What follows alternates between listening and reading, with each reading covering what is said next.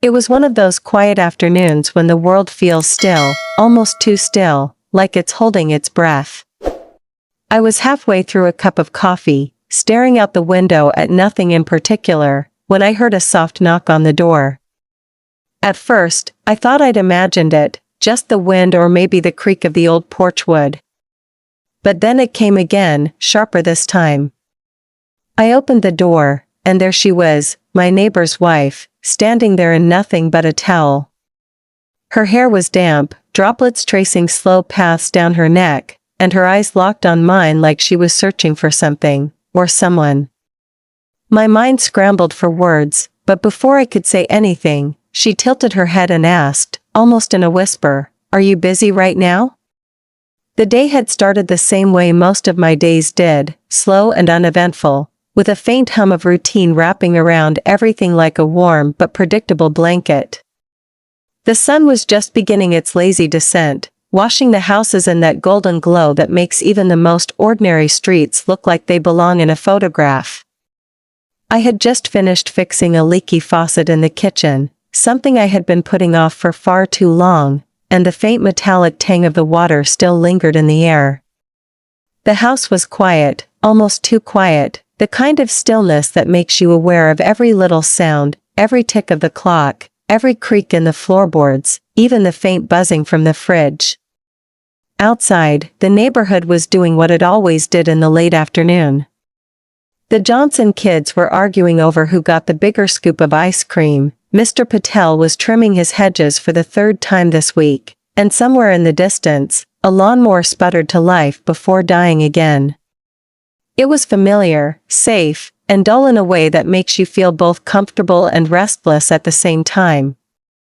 I sat at the small table by the window, my coffee cooling in front of me, the steam now just a faint ghost rising from the mug.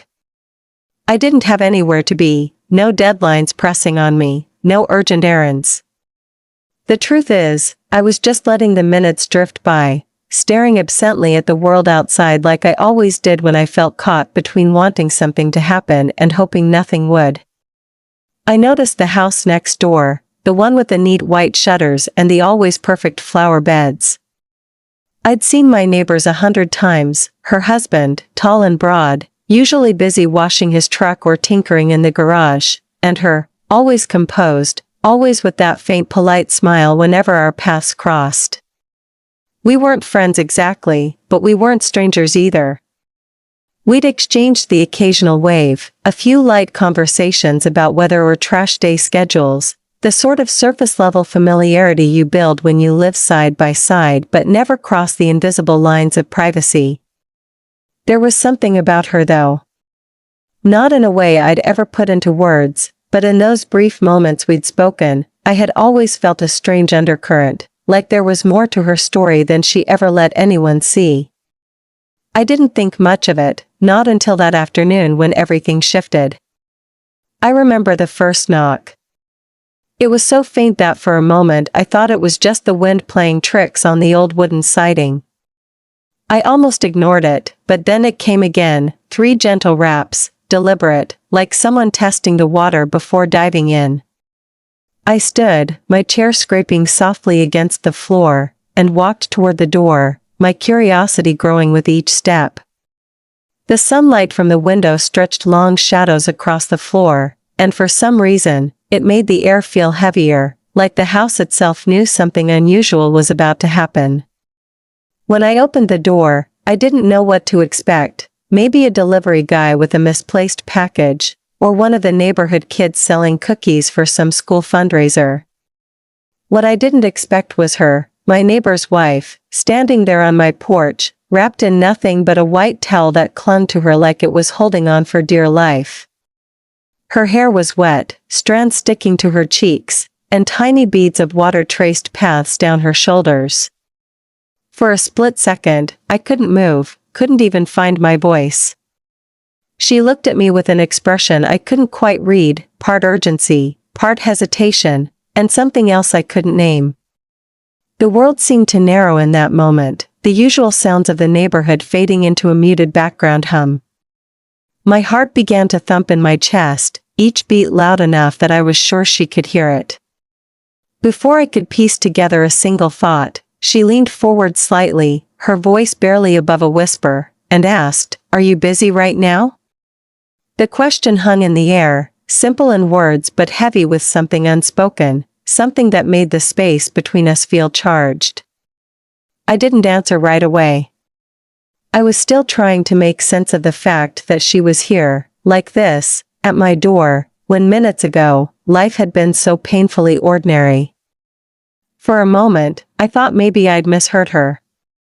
My mind replayed the question over and over, trying to make it fit into the normal patterns of neighborly interaction, but nothing about this moment felt normal. Her voice was calm, almost too calm, yet I could sense a kind of tension hiding underneath, like a string pulled too tight. The towel she held around herself looked like it might slip if she moved too quickly, and I caught myself looking away for a second, unsure if it was out of politeness or the sheer awkwardness of the situation. The steam still clung to her skin in places, faint wisps curling up into the warm air between us, and her eyes stayed locked on mine, as if she was waiting for more than just an answer. My throat felt dry. I could have told her the truth, that no, I wasn't busy at all, that my day had been nothing but slow minutes and cooling coffee, but something about her presence made me pause before speaking. I glanced past her toward her house, just a few steps away, wondering if her husband might suddenly appear on the porch or if one of the neighbors was peeking from behind their blinds. Everything seemed too quiet, like the world outside this small space had gone still to watch what would happen next. I finally managed to say, "No. I'm not," though my voice came out lower than I expected, almost cautious. She let out a small breath, so subtle I might have missed it if I hadn't been staring at her. For a moment, she didn't move, just stood there gripping the towel tighter with one hand, the other brushing damp strands of hair from her face. Her knuckles were pale from how hard she was holding that fabric, and it made me wonder if it was the cold air on her skin or something else entirely making her tremble. I shifted slightly, still holding the door halfway open, and asked, "Is everything all right?" The words felt too formal, too thin for the heaviness of the moment. Her lips pressed together before she answered, and there was a flicker in her eyes, a mix of doubt and urgency, that made me lean in just a little, as if getting closer might help me understand. "Can I come in for a minute?" she said softly, her voice dipping on the last word like she wasn't sure she should be asking. That request sent my thoughts spinning. This was the kind of question that could change the course of an ordinary day into something unpredictable, maybe even dangerous. I hesitated, not long enough to be rude, but long enough for my mind to race through all the questions I couldn't ask out loud. Why was she here? Why like this? And why did she sound like she was asking for more than just a place to stand? I stepped back and opened the door wider, gesturing for her to come in. She crossed the threshold slowly, almost cautiously, her bare feet making the faintest sound against the floor. As she passed me, I caught the faint scent of her shampoo, something light, almost floral, that mixed strangely with the scent of my coffee still lingering in the room. She didn't go far, just a few steps inside, standing in the middle of my living room as if she was unsure where to be. Her eyes scanned the space, but not in the way someone admires a room. It was more like she was checking if anyone else was there. I closed the door gently, and the soft click of the latch seemed to seal us off from the rest of the world. There was a thickness in the air now, not from heat or humidity, but from the weight of something unspoken. She turned back toward me, and for a moment, she didn't say anything. I could see her working through something in her mind, the way her jaw tightened and relaxed, the way her gaze shifted briefly to the floor before finding my eyes again. I felt the need to break the silence but couldn't decide if asking more questions would push her away or bring her closer to whatever truth she was holding back. When she finally spoke, her voice was quieter than before. I didn't know where else to go." The words landed heavy, like they carried more than just inconvenience or a minor problem. my pulse quickened. I wanted to ask why, but the way she was looking at me, half pleading, half guarded, told me I might not be ready for the answer. Instead, I nodded slightly, an unspoken invitation for her to continue, even as my thoughts spun further from the safe, predictable track they'd been on just moments earlier. Her words seemed to echo in my mind, looping over themselves until they became more than just a statement. They became a puzzle I couldn't stop turning over. I didn't know where else to go. There were 100 ways to interpret that, and each one felt heavier than the last. She stood there in the middle of my living room, clutching the towel like it was the only thing tethering her to the moment, her bare toes curling slightly against the floor. I could feel the unease radiating off her, the way her shoulders hunched in just a little, as though she was bracing herself against something unseen. My instinct was to ask the obvious questions: what happened, why she couldn't go home, if she was in some kind of trouble, but there was something in her face that told me pushing too soon might close her off completely. Instead, I gestured toward the sofa and told her to sit if she wanted. She hesitated before lowering herself onto the edge, sitting stiffly, her knees together, one hand gripping the towel while the other rested lightly on her thigh. Her gaze kept darting toward the window as though she was afraid someone might see her here. I sat across from her, leaning forward with my elbows on my knees, trying to bridge the space between us without making it feel like I was intruding. The quiet between us wasn't the comfortable kind. It was taut, stretched thin, every second loaded with the sense that something was just waiting to spill out. I tried to ground myself by remembering the times we'd spoken before. I thought of the brief hellos over the fence, the polite small talk about trash collection days, the time she'd brought over a plate of cookies around Christmas. There had been nothing unusual about those moments, at least nothing obvious, but now I found myself wondering if I'd missed something, if there had been signs hiding in plain sight, moments that had meant more than I realized. I remembered once, months ago, seeing her standing alone on her porch at night, arms wrapped around herself even though it was warm, staring out into the darkness like she was searching for something. At the time, I'd brushed it off as nothing. Now, sitting here with her in a towel, my living room somehow feeling smaller and more charged than it had just minutes ago, I wasn't so sure. I asked if she wanted something warm to drink, more to give her a moment to collect herself than anything else. She shook her head quickly, the movement sharp, almost reflexive, as if the offer reminded her of something she didn't want to think about. Her lips parted like she might say something, but then she closed them again, pressing them together until the color drained from them. I could see she was weighing something, trying to decide how much to let me in, maybe even if she could trust me at all. My mind kept swinging between curiosity and caution. There was a pull toward her, a need to understand, but there was also a quiet warning in the back of my head telling me that whatever this was, it was more complicated than it looked. I told her she didn't have to explain anything until she was ready, and for a brief second, I saw relief flicker across her face. But just as quickly, it was replaced by a kind of restless tension. She shifted on the sofa, her fingers tightening around the towel again, her shoulders curling inward even more. There was something in the way she moved that told me she wasn't just cold from the shower, she was trying to make herself smaller, to hide inside the fabric, to keep something from spilling out. I caught her glancing toward the door, and in that moment, I knew she was expecting something, or maybe someone, to interrupt us. The thought made my stomach tighten. I leaned back slightly, giving her space but keeping my eyes on hers. I could feel that we were standing on the edge of whatever truth she carried, close enough to sense its weight but not close enough to see its full shape. And in that stillness, with the faint ticking of the clock and the muted world outside, I realized that whatever she was about to say, or not say, had the power to change everything I thought I knew about her, about my neighbors, and maybe even about myself.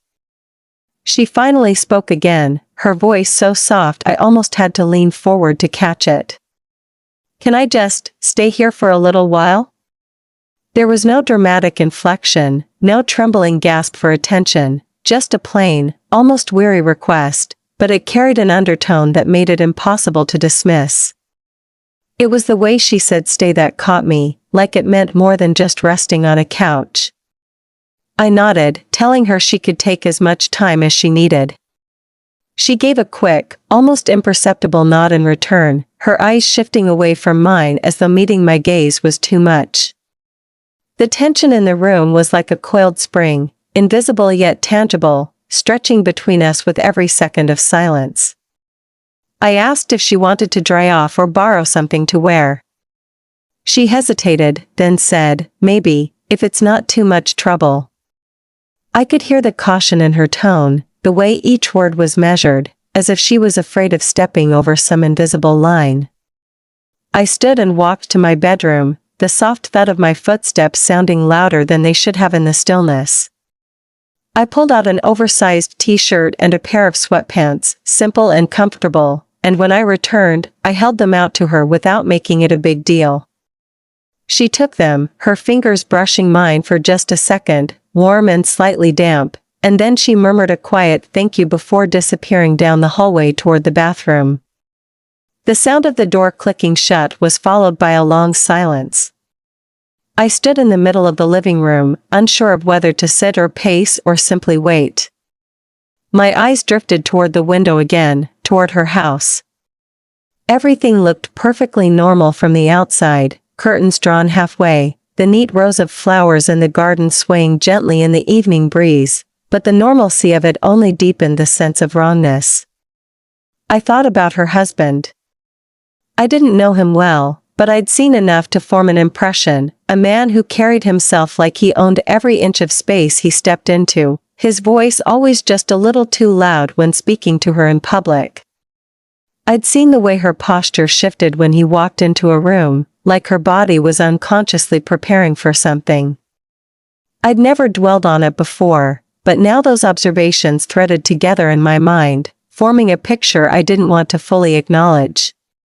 When she emerged from the bathroom, she was wearing the clothes I'd given her, her damp hair pushed back from her face. The towel was folded neatly over her arm, and she placed it carefully on the armrest of the sofa as if not to disturb anything. She sat back down, this time leaning into the cushion just a little, her hands resting in her lap. There was a faint pinkness in her cheeks, whether from the warmth of the clothes or something else, I couldn't tell. "I'm sorry," she said suddenly, breaking the silence. "I didn't mean to show up like this." I told her she didn't have to apologize, but she shook her head slightly, her eyes fixed on the floor. "It's just, sometimes you can't be in the same space anymore. Even if it's your own house." The words were quiet, but they landed like a stone dropped in water, rippling outward in ways she might not have intended. My chest tightened. I wanted to ask her outright if something had happened, but instead I let the silence stretch, hoping she would fill it when she was ready. She glanced toward the door again, almost reflexively, then back at me.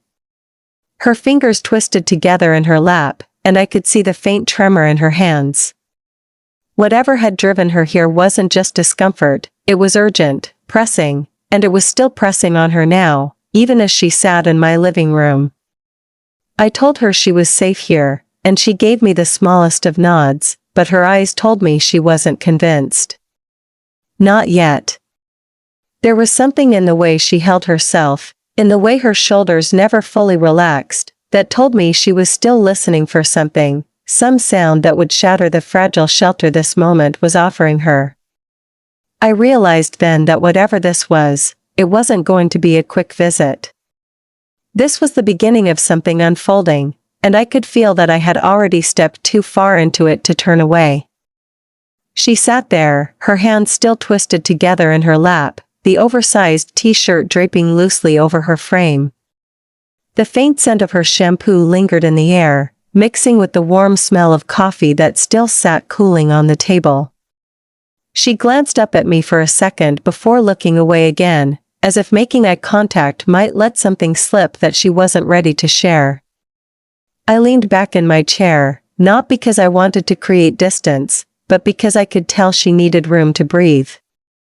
There was a quiet hum in the room, just the refrigerator cycling on and off in the kitchen, and beyond that, the muffled sounds of the neighborhood outside. Kids laughing faintly in the distance, a car door slamming, a dog barking 2 streets over. Life was going on, ordinary and unbothered, while in here, the air felt heavy, almost delicate, like one wrong word might make everything crumble.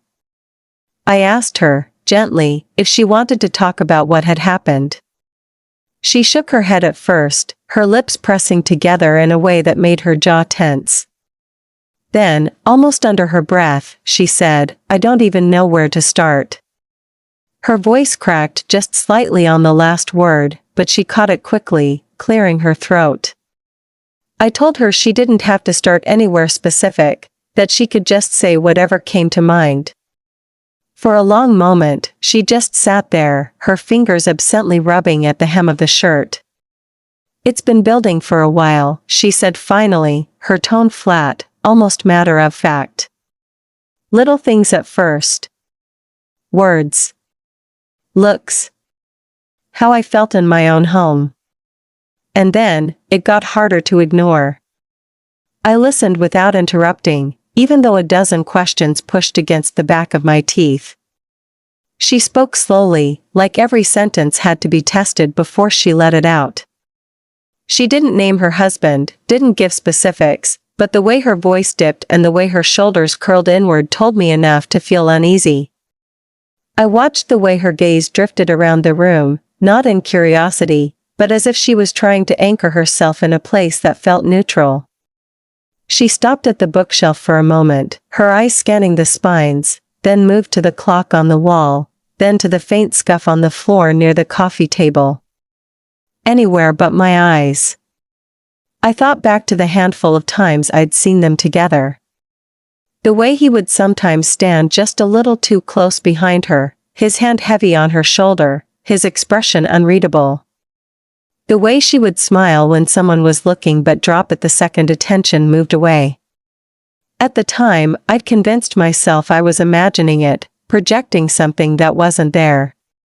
But now, with her sitting here, choosing my living room over her own home, I couldn't shake the thought that I'd been blind. She took a slow breath, then said, "Sometimes it's not about what's said or done. It's about how it feels when you realize you're shrinking. Like you're disappearing in your own life." The sentence hung between us, and I could feel the weight of it settle in my chest. There was no anger in her tone, no dramatic delivery. Just quiet truth, the kind that comes after you've carried something for too long. I told her again she didn't have to go back until she was ready, but she just gave a faint, almost tired smile that didn't reach her eyes. "I don't think I'll ever be ready," she murmured. The way she said it wasn't about fear of the moment, it was the kind of resignation that comes from realizing you've been slowly drowning and only just managed to find the surface. I wanted to ask her what she needed from me, but I was afraid of offering something I couldn't promise. Instead, I said, "You can stay as long as you need." She looked at me then, really looked, her eyes searching mine for any sign of hesitation. Whatever she found there must have been enough, because she gave the smallest nod, as if sealing an unspoken agreement. The clock ticked on, the light in the room shifting toward the softer shades of evening, and I realized that we had crossed into a place where this wasn't just about a neighbor stopping by.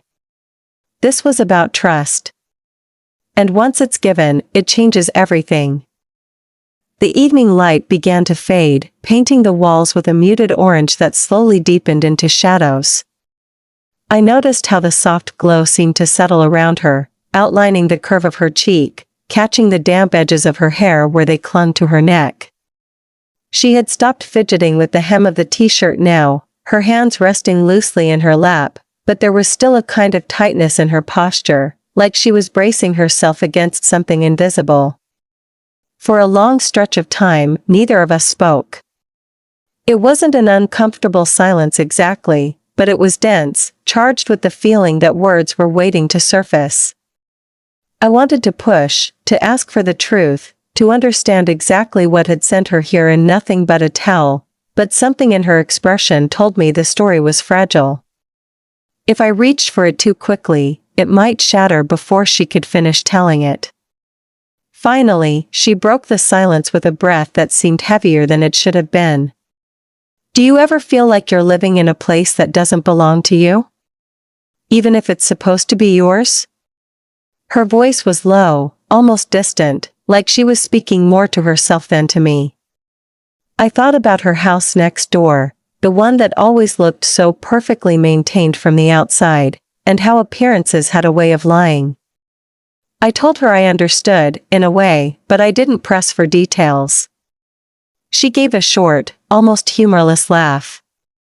I used to think if I kept everything neat and nice, if I smiled when I was supposed to, it would be fine. That's what people do, right? You play your part, and things stay calm. Her gaze drifted toward the window, her eyes catching the last threads of daylight. But calm isn't the same as safe. That sentence hit me harder than I expected. I didn't interrupt. I could see her working up to something, her jaw shifting slightly as if the words were pushing against her teeth, fighting to get out. It started with little things, she continued after a pause. Not enough to point at and say, see, that's wrong. Just comments. The way the air changes when he walks into the room. How you start to measure every word before you say it. Her voice trembled, but she steadied it quickly. And then one day, you realize you've stopped recognizing yourself. You stop saying what you want. You stop being. She looked down at her hands again, and I saw how her fingers tightened together, the knuckles pale. I thought about how easy it was for outsiders to miss the signs, how I had missed them. She went on, her tone quieter now. I got in the shower today and just stood there for a long time, trying to convince myself to get dressed and go back downstairs. But I couldn't. I thought about every time I told myself it wasn't that bad. And then I just couldn't. She looked up at me then, and in her eyes was a mix of exhaustion and defiance, like she was done carrying something alone but unsure what would happen once she put it down. I realized then that her being here wasn't impulsive. It was the result of 100 moments that had built up until she couldn't contain them anymore. I told her she had done the right thing by coming here, even if it felt strange or wrong. She gave a small, almost weary smile, but it was fleeting. Her gaze slid past me toward the door again, as if the thought of what might come next was still gnawing at her. Outside, the streetlights flickered on one by one, casting long shadows through the blinds. I could feel the weight of the night settling in, and with it, the unspoken truth that whatever she was running from wasn't finished with her yet.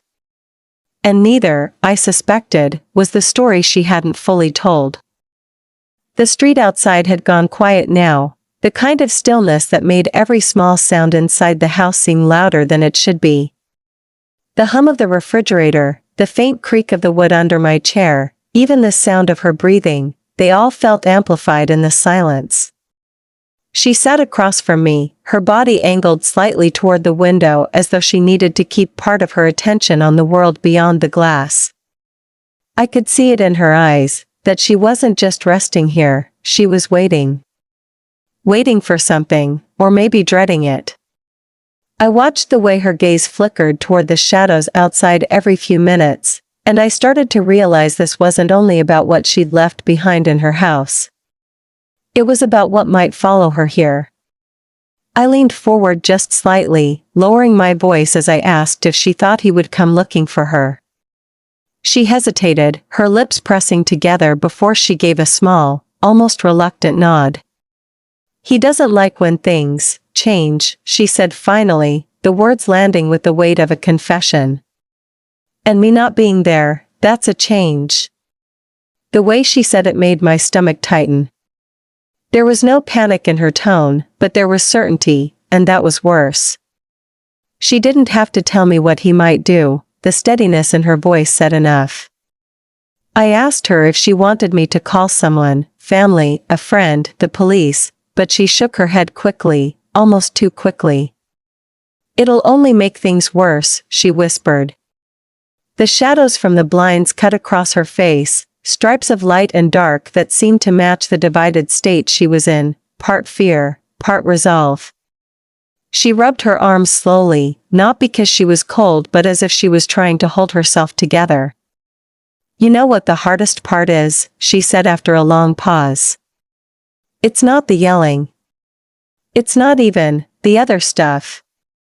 It's waking up every day knowing you have to play the same role all over again. And wondering how long you can keep it up before you just vanish. Her words sank into the room, filling every corner with their weight. I didn't know what to say right away. I'd never been in her position, never had to live with that kind of constant tension, but hearing her speak it aloud made it real in a way that observation alone never could. I thought of all the small moments I'd seen her in the neighborhood, watering her flowers, smiling politely at block parties, waving from the porch. None of those moments had shown even a crack of this reality. It made me realize how easy it is to believe the surface of someone's life while never imagining what's beneath. She shifted slightly, pulling her knees up onto the couch and hugging them loosely, her eyes still scanning the window every so often.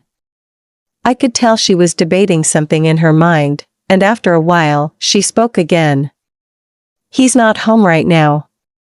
That's why I left. I don't know how long he'll be gone. But when he comes back and I'm not there, she trailed off, the unfinished sentence heavier than if she'd spoken the ending out loud.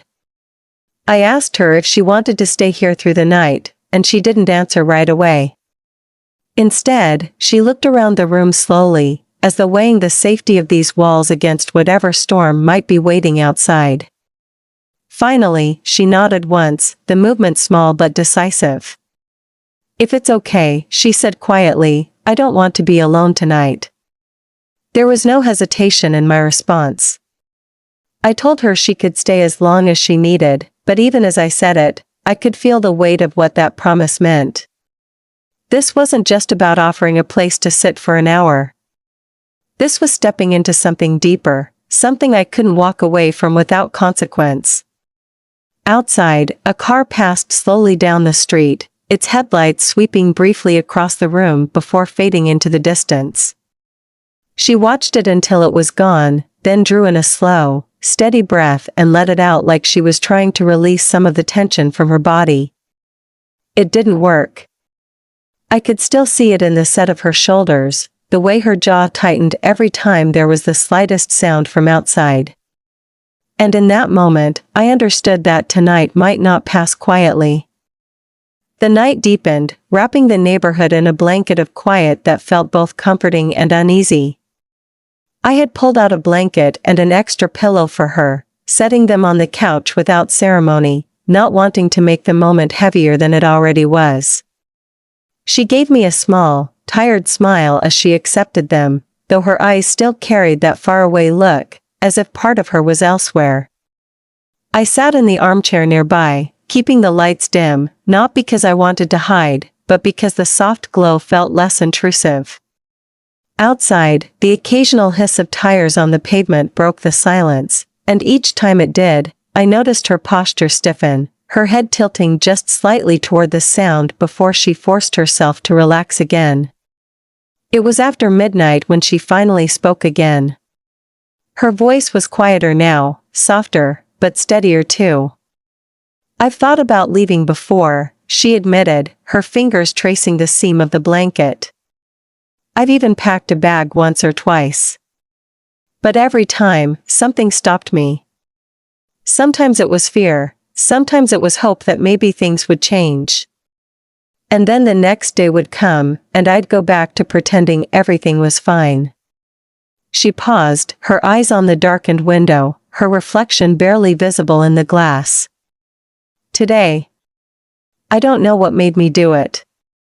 I just knew that if I didn't leave in that moment, I might never leave at all. I listened without interrupting, feeling the weight of her words settle over me. This wasn't about one bad day, it was about years of small, cumulative moments that had worn her down until she couldn't ignore them anymore. I told her she was brave, even if she didn't feel like it right now, and she let out a soft, almost incredulous laugh. Brave? I feel like I'm falling apart. Her voice cracked then, and for the first time all evening, I saw tears gather in her eyes. She blinked them away quickly, as if afraid of letting them spill, but one escaped anyway, trailing down her cheek. I didn't move closer, didn't reach out to touch her.